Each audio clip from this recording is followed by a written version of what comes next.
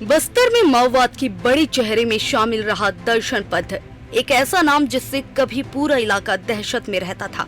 कहा जाता है कि वो बस्तर से माओवादी संगठन की बड़ी गतिविधियों का संचालन करता था और अलग बस्तर राज्य की बात भी करता था। मुठभेड़ में मारे जाने के बाद अब उसके परिवार की हालत बेहद खराब है। टीवी 24 की टीम पहली बार उस गांव तक पहुंची, जहां आज भी उसके परिजन जंगलों के बीच जीवन बिताने को मजबूर हैं। बस्तर के वो घना जंगल जहाँ पे माओवादी का गढ़ है और उस गढ़ में मैं हूँ।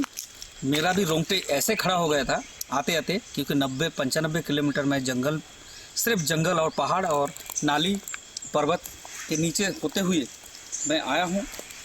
बड़ी अति संवेदनशील, यहाँ पे ना नेटवर्क है, ना कोई जल है, ना नल है, ना कोई बुनियादी सुविधा सरकार की है। जी मैं यहाँ पे हूँ। यहाँ पे एक खूंखार माओवादी जो दर्शन पद्दा था, उसके गांव आया हूँ, उसके घर आया हूँ।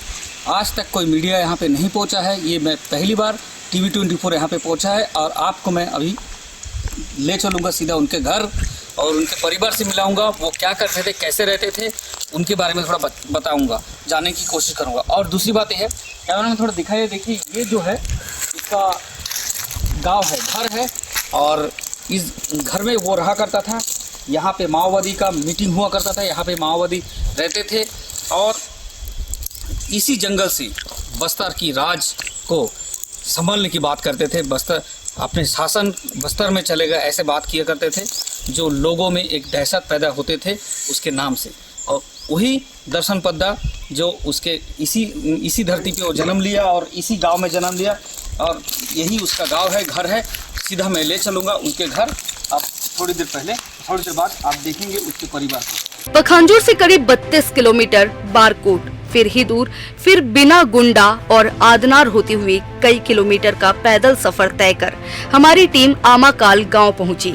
यहां पहुंचने के लिए कोई सड़क नहीं है, केवल पगडंडियां हैं। नाले, पहाड़ और जंगल पार कर ही गांव तक पहुंचा जा सकता है। देखिए मैं जहाँ पे चला हूँ ये अनजान रास्ता है और इतनी बड़ी जंगल है।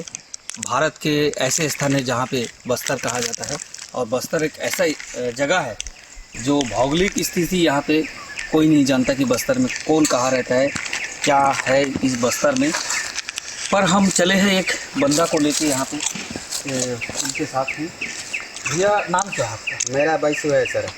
वैसू है। हम लोग कहाँ जा रहे हैं अभी? अभी हम लोग जा रहे हैं आमाकल। आमाकल। हाँ, आमाकल वहाँ पे किसका गांव है? उधर अमलों पद्दा गाँव है, पद्दलों का। पद्दलों का है। हाँ। आप भी पद्दा हो? जी। इनको लेते हुए मैं चला हूँ बस्तर की वहाँ वो पहाड़ जहाँ पे जो खूंखार हमारे नक्सली थे, दर्शन पद्दा, और पद्दा के वहाँ पे जा रहा हूँ, उस गांव पे जा रहा हूँ।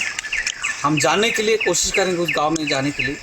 पर हमने अभी तक के कितने गांव को यहाँ पे पार करते हुए आए? इधर परियाहुर के बाद में इदूर के बाद में कलपर के बाद में आपटोला के बाद में बिना गुंडा बाद में आसेकोटी ये उस पर है ये आदनार।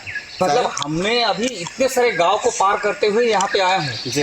पर ये हम जंगल, इतनी पहाड़ी और इतनी बड़ा मतलब एरिया जहाँ दूर दूर तक गांव तो दूर की बात है, कहीं पे आवाज़ देने वाला भी यहाँ पे नहीं मिलेगा। पर ऐसे जगह में इसी के नाम होते हैं बस्तर। और हम चले हैं टीवी 24 की ये बहुत बड़ी कवरेज करने के लिए, जहाँ पे कुछ दिन पहले, कुछ महीना पहले बहुत बड़ा गैंग हुआ करता था, बहुत बड़ा नरसंहार करने जैसे स्थिति को बने हुए रहते थे वहाँ पे। जहाँ पे हम जा रहे हैं वहाँ पे एक हमारे बस्तर की जो तिहाड़ है, जो बड़े बड़े पहाड़ है, जो चट्टान है, उसी के बीच बसे हुए एक गांव है। उस गांव में हम पहुंचने वाले हैं। अभी भी करीबन हमको ऐसा उन्होंने कहा, जो हमारे साथ आए हैं उन्होंने कहा अभी तक के 35 किलोमीटर और हमको इसी रोड पे, ऐसे जंगल के रोड पे जाना पड़ेगा और जाते जाते उस गांव को मिलेगा जहां पे दर्शन पद्दा जो नक्सली थे उनका मुठभेड़ में वो मारा गए थे और उसी के गांव में हम पहुंचने वाले हैं। दर्शन पद्ध के परिवार के 11 सदस्य आज भी इसी जंगल में रहते हैं। परिवार में उसके भाई, बहन, भाभी और छोटे छोटे बच्चे शामिल हैं। परिवार का कहना है कि उनके पास न आधार कार्ड है, न राशन कार्ड है और न ही कोई सरकारी सुविधा। ग्रामीणों ने बताया कि कई बार उन्हें भोजन के लिए जंगल पर निर्भर रहना पड़ता है। चिड़िया और मछली पकड़कर पेट भरना उनकी मजबूरी बन चुकी है। स्थानीय ग्रामीण की मदद से परिवार की बातें समझी गई। परिवार ने सरकार से बिजली, स्वास्थ्य सुविधा, राशन कार्ड और अन्य मूलभूत सुविधाएं उपलब्ध कराने की मांग की है। दर्शन पद्ध की पत्नी जनी और भतीजी मंगली भी कभी माओवादी संगठन से जुड़ी थी, लेकिन साल 2025 में उन्होंने पुलिस के सामने आत्मसमर्पण कर दिया था। टीम ने उस स्थान का भी दौरा किया जहां मुठभेड़ के बाद दर्शन पद्ध को दफनाया गया था। घने जंगल के बीच बना चबूतरा इस बात की गवाही देता है कि कभी वो संगठन का बड़ा नेता माना जाता था, लेकिन आज उसके परिवार की स्थिति बेहद दयनीय है। वो सरकारी योजनाओं के लाभ से भी वंचित हैं। नमस्कार, मैं हूं प्रदीप कुमार विश्वास। इस वक्त मैं बस्तर में हूं और बस्तर के ऐसे घने जंगल इस गांव में हूं जहां पे लोग आने के लिए हिचकिचा रहे हैं, जहां पे लोगों को नाम सुनते ही, उस गांव का नाम सुनते रोंगटे खड़े हो जाते थे। जी हाँ, उस गांव में मैं आ गया हूं। उस गांव का नाम है आमकौल। इस आमकौल में जो व्यक्ति यहाँ पे रहता था, उस नाम से पूरे देश को हिला दिया करता था। उस नाम से पूरा छत्तीसगढ़ हिल जाता था। उसके घर में मैं मौजूद हूँ और उस व्यक्ति का नाम है दर्शन पद्दा। जी हाँ, दर्शन पद्दा वो था जो बस्तर के जल जंगल जमीन को लड़ते हुए और उनको जो जंगल में रहकर अपने शासन को चलाते थे, उनके घर में हूँ। और वो था एक बहुत बड़ा माओवादी जो दर्शन पद्दा है और उनके घर में आज मैं मौजूद हूँ। जी हाँ, आपको मैं दिखाऊंगा उसके परिवार कैसे रहते हैं, क्या करते हैं और किस तरह से उनका जीवनयापन रहता है। सरकार की जो योजना है उसके संबंध में भी हम जानने की कोशिश करेंगे। सबसे पहले मैं बात करूंगा, यहाँ पे एक बुजुर्ग बैठे हुए हैं, उनका नाम पूछूंगा। दादा, नाम क्या है? मेरे जी, नाम बताइए। नाम मनाराम, पूरा नाम बताइए। हाँ, मनाराम। आगे पता देना मैं मनाराम नानामी। ठीक है। इस गांव का नाम क्या है? एक पद के। इस गांव का नाम क्या है? एक गांव के पद के गांव और देखिए, जो है दादाजी और यहाँ पे जो बसे हुए जो लोग हैं और वो जो है हिंदी से परे है, हिंदी उनको मालूम नहीं है और मुझे भी उनकी भाषा समझ में नहीं लग, पर उन्हें जो कह रहे जा रहा है उस इशारा से मुझे पता हो रहा है कि ये जो है दर्शन पद्दा जो था, जो माओवादी था, उनका भाभी जी है। ये भाभी जी, नाम बताएंगे आपका? नाम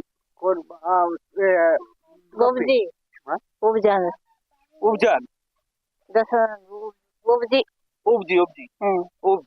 इनका नाम है उपजी। चलिए, ये जो है ये दर्शन जो बुबजी, आपका नाम क्या है? पोरी। एक बार बता दीजिए इस पे। पोरी, इनका नाम है पोरी। और ये जो है जो दर्शन पद्दा था, उनके भाभी है, बड़े भाभी है। और इनके जो ये छोटे छोटे बच्चे, आपके बच्चे हैं लोग, ये आपके बच्चे हैं, उनका जब भतीजा है, दिखाइए कैमरामैन इनको। ये जो है भतीजा है इनका। और ये छोटे छोटे बच्चे जो है यहाँ पे इस घने जंगल के बीच पर रहते हुए ये यहाँ पे कुछ ऐसा बयां हो रहा है, मुझे ऐसा देखने को मिल रहा है कि यहाँ पे जो बुनियादी सुविधा है इनको पहुंचने के लिए अभी भी कोसों दूर होगा। और इस बात को मैं देखने को चला हूँ कि यहाँ पे जो जिस तरीके से एक परिवार यहाँ पे गुजर कर रहा है और इस परिवार में एक और भी सदस्य। दीदी, नाम बताइए आपका?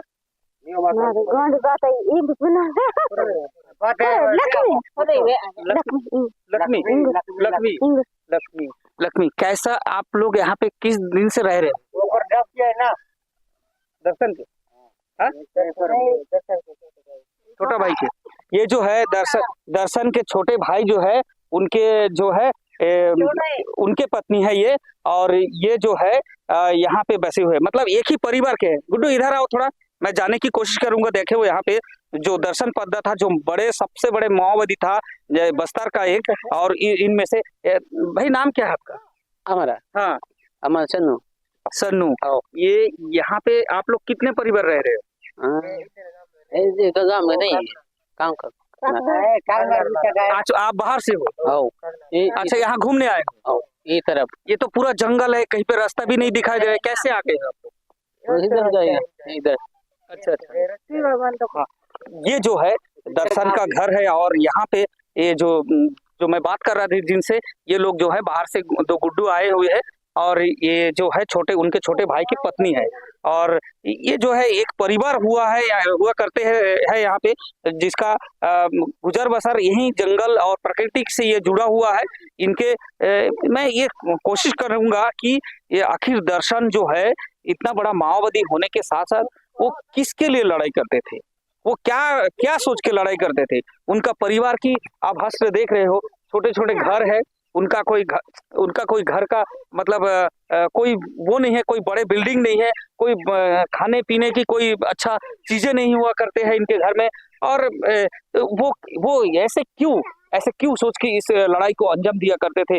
और वो बस्तर के लिए लड़ते थे, जन अदालत लगाते थे, लोगों को जो है विचार वो करते थे, और बहुत ही जो है लड़ाई सरकारों से उसका चलता आ रहा था। और मैं कैमरा में थोड़ा सा आइए, इनका घर में मैं देखूंगा कि ये घर जो है एक टाली का घर हुआ है।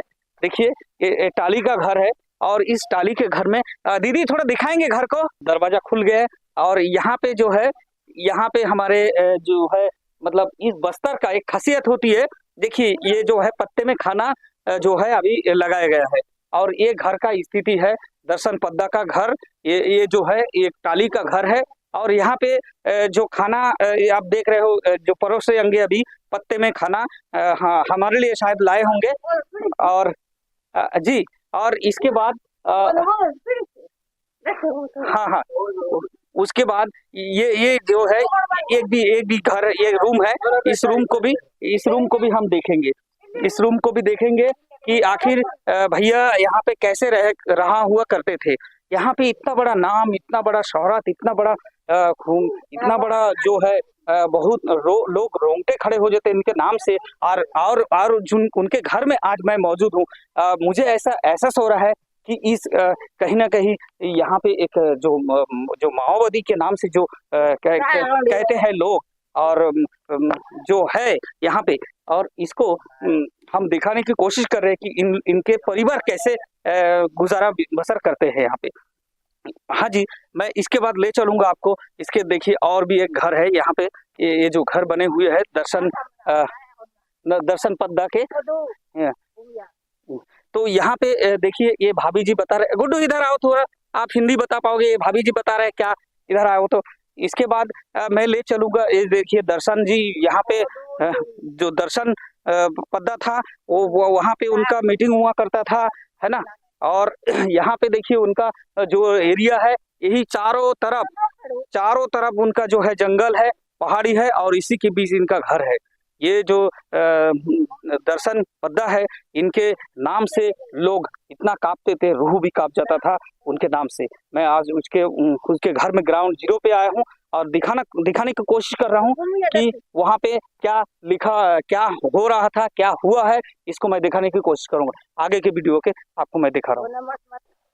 जी हाँ, मैं आपको दिखाने वाला हूँ उस जगह पे जहाँ पे मेरा भी अभी रोंगटे खड़े होने जा हो गया है, क्योंकि मैं इस जगह पे पहली बार आया हूँ, और मुझे एक रिपोर्टर होने के नाते आना भी चाहिए, और देश को दिखाना चाहिए, दुनिया को दिखाना चाहिए कि उस दर्शन पद्दा को कहाँ पे वो रहते थे, क्या करते थे।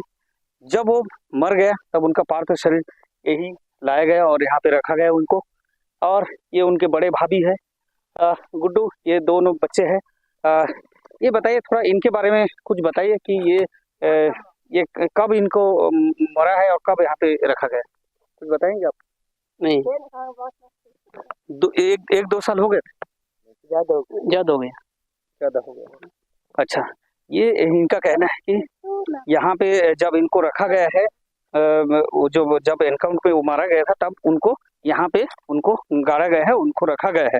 ये है दर्शन पद्दा का जो समाधि है, वही है। और ये समाधि कोई मामूली आदमी का नहीं है, जो है दर्शन पद्दा का है। इस बस्तर को जो है जंगल को, जल जंगल जमीन के लिए लड़ने वाला आदमी को कहे जाने वाला वही व्यक्ति है जो दर्शन पद्दा है, ऐसा उनका कहना है। और मैं कोशिश करूंगा कि कैमरामैन थोड़ा सा दिखाए नज़ारा को पूरा, कि यहाँ पे वो किस तरीके से इस चारों तरफ जंगल के बीच वो गुजरा बसर करता था। यहाँ पे लोग आने के लिए 100 बार सोचेगा कि इस जगह पे जाऊंगा कि नहीं जाऊंगा, और उस जगह पे हम आए हैं, आज आपको दिखा रहा है।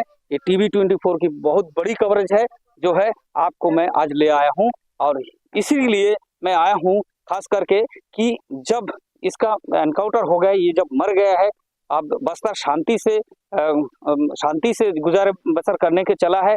और यहाँ भी परिवार एक ऐसा परिवार है, इनका जो पुत्र था, इनका जो बेटा था, जो भाई भतीजा था, वो इस माओवादी के नाम से जाना जाता था, दर्शन पद्दा, वो मारा गया। पर ये मेरा ये प्रश्न है सरकारों से कि जब वो जब खत्म हो गया है, उसके बाद इनके परिवार कैसे गुजर बसर कर रहा है, किस तरह से रह रहा है, सरकार की योजना को ये पा रहा है कि नहीं पा रहा है, उस चीजों को मैं दिखाने आया हूँ कि आखिर ये दर्शन पद्दा जो था, इनके घर में इनके जो परिवार के लोग हैं वो कैसे गुजर बसर करते हैं। चलिए आगे की वीडियो में दिखाऊंगा मैं कि वो उनका कोई बुनियादी सुविधा जो सरकार का उनको मिला है कि नहीं, इसके बारे में मैं पूछूंगा। जी हाँ, ये दर्शन पद्दा के जो गांव है, जो गांव तो नहीं, उनका एक परिवार है, और एक गांव जैसे एक ही परिवार के लोग रहते हैं। और यहाँ पे जब वो माओवादी में सम्मिलित था, जब माओवादी था यहाँ पे, बहुत देखिए, आप देख ही रहे हो कि चारों तरफ जंगल है, बीच में एक घर है, और ये माओवादी का स्मारक जो होते हैं, इन पे लाल सलाम लिखा होता था। और यहाँ पे ये लोग नाचा गाना जो भी है अपने, है ना, जो मीटिंग वगैरह होती थी, जो होता था यहाँ पे हुआ करता था। और इस स्मारक को ये ऐसे बनाए हुआ करते हैं जिसमें ये यहाँ पे एक वो पहचान के लिए इस स्मारक को बनाया जाता था, और उस पहचान को इस जगह से दिखाने के लिए कोशिश करता था। चलिए आगे मैं दिखाऊंगा इनके और परिवार के सदस्य को। एक तरफ तो सरकार ये कहता है कि गरीबों को सुविधा दे रहा हूँ, हर चीज उनको मुहैया कर रहा हूँ।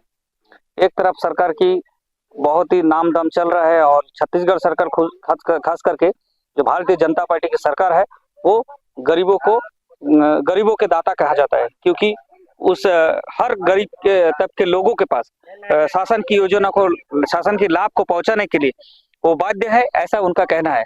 पर हम जिस जगह पे खड़े हैं, यहाँ पे ना ही कोई जानता है कि यहाँ के कोई गरीब है, ना कोई धनी है, और ना ही यहाँ पे किसी को पता है कि वहाँ पे इस जगह पे क्या कुछ है यहाँ पे। इसलिए मैं अभी सीधा कुछ लोगों से बात कराऊंगा।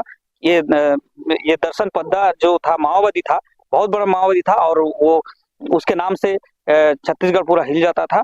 और बस्तर के जंगल जो नारायणपुर में क्षेत्र यहाँ पे लगा हुआ है, नारायणपुर जिला, और इस जिले पे इसका घर है, और इस जगह आमाकौल जगह है, और ये आमाकौल ऐसा स्थिति है, यहाँ पे परिंदा भी आ नहीं सकता था, क्योंकि इस जगह पे आने के लिए बहुत दूर दूर तक जाना पड़ता है। हम लोग अभी आए हैं, हम करीबन 90 किलोमीटर तय करके हम लोग इस जंगल के बीच आए हैं, और यहाँ पे देखने की कोशिश किया है। इस माओवादी का घर ऐसा है कि नाम में तो बहुत बड़ा दर्शन था, और बहुत बड़ा वो था, दहशत था उसके नाम से, लेकिन उसके घर में कुछ भी नहीं है। मुझे देखने को ये मिला है। कैमरा थोड़ा दिखा दीजिए, उनके घर में कुछ भी नहीं है, उनके घर में।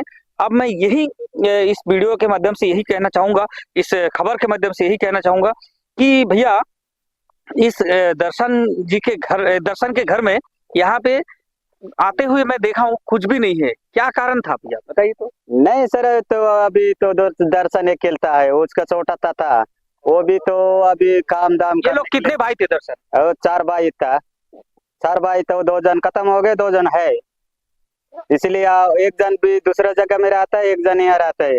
वो भी ऐसी है, उसका अभी यहाँ 12 जन था, बाल बच्चा उसको पालने के लिए थोड़ा बहुत दिक्कत लगता है उनके लिए, इसलिए थोड़ा ये भी होता है। मैं देखा हूँ, ये देखो छोटे छोटे बच्चे हैं, इनको कुपोषण होते जा रहे हैं। इनका अगर तबीयत खराब हो गया तो इसको दवाई देने के लिए कुछ भी नहीं इनके पास, एकमात्र जड़ी बूटी के अलावा इस जंगल झाड़ियों के माध्यम से। पर इनके पास खाने के लिए इनके पास चावल नहीं है, पीने के लिए इसके पास पानी नहीं है, रहने के लिए इसके पास कोई रात को जलाने की कोई बिजली उजाला नहीं है। तो मैं ये तमाम चीजों को देखते हुए इस जगह को चुना हूँ कि इस जगह पे सरकार के माध्यम से जो योजना है इस जगह पे इस परिवार को दिया जाए, इस गांव को दिया जाए, ताकि इस गांव एक उससे मतलब गरीबी से आगे थोड़ा सा बढ़ पाए। यहाँ पे देखो, ये दर्शन का बहू है और ये दर्शन का भाभी है और ये दर्शन के भतीजा है, बेटी है, दर्शन के बहन है। क्या आपका नाम क्या है? नाम रमी। कुछ नहीं बोलोगे? देखो एक मुस्कुराहट ऐसा है, कुछ नहीं बता पा रहे, सब कुछ मुस्कुराहट में बता दिया आपने, है ना। तो इस कुल मिला के इस जगह को ऐसा होना चाहिए कि गरीबी से दूर होना चाहिए, और गरीबी से दूर तभी होगा जब सरकार इस गांव को फॉलो करेगा, इस गांव को देखेगा। छत्तीसगढ़ सरकार की एक बहुत बड़ा योजना चल रहा है, जो अपने जितने लोग जो माओवादी थे उनको जो सरेंडर होते जा रहे हैं, उनको नौकरी, उनको योजना का लाभ दिया जा रहा है। इस घर से भी 2 नक्सली थे, वो एक था दर्शन पद्दा जिसका एनकाउंटर में उनका मारा गया, और दो और थे दर्शन का जो पत्नी थे, उसका नाम क्या था भैया? जुगनी। वो अभी सरेंडर होते हुए गया है। हाँ, जो सरेंडर हो गया ना, सरेंडर हो गया। हाँ। और एक जो है इनके बेटी भी एक है, वो बेटी भी माओवादी थे, नक्सली थे, वो भी सरेंडर हुआ।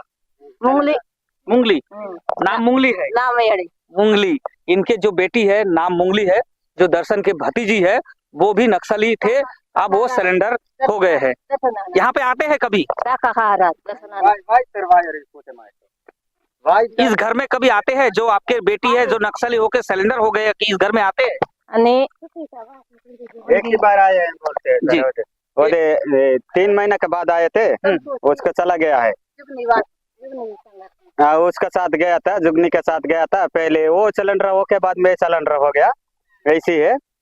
एक ही तो क्या क्या चाहिए इस परिवार में अभी वर्तमान में, क्या क्या चाहिए आप बताइए। हम लोग इसमें है ना, ये परिवार में उजाला चाहिए, बोरिंग चाहिए, रोड गार्ड चाहिए, और इनका राशन पानी है ना दूर जाते लाने के लिए, वो भी थोड़ा सा नजदीक आने से ठीक लगता है, यही हमने मेरा कहना है। कुल मिला के जो सरकार की योजना है इसके काफी बुनियादी सुविधा जो है इसको कुछ भी नहीं मिल रहा है, ये मिलना चाहिए इस परिवार में। और इसलिए मैं इस जगह को आज चुना हूँ कि देश दुनिया को दिखाना चाहिए कि ऐसे भी हमारे देश में रह रहे हैं जो परिवार, उनके लिए सरकार की योजना आज तक उनको नहीं मिला है, जो अब मिलना चाहिए। सरकार की योजना का लाभ इनको नहीं मिल रहा है, तो किसी भी प्रकार से यहाँ के सरपंच, यहाँ के जो जनप्रतिनिधि, यहाँ के जो विधायक है, यहाँ के जो सांसद है, इनको देखना चाहिए इस जगह को और इस परिवार को उत्थान करना चाहिए। बस्तर के जंगलों में बसे इस परिवार की कहानी कई सवाल छोड़ जाती है। माओवाद के खात्मे की बात तो होती है, लेकिन क्या उन दूरस्थ इलाकों तक विकास और सरकारी योजनाएं भी पहुंच पाई हैं? अब देखना होगा कि टीवी 24 की इस ग्राउंड रिपोर्ट के बाद प्रशासन और सरकार इन परिवारों की ओर कितना ध्यान देती है। Bureau report, TV 24, पखानजोर।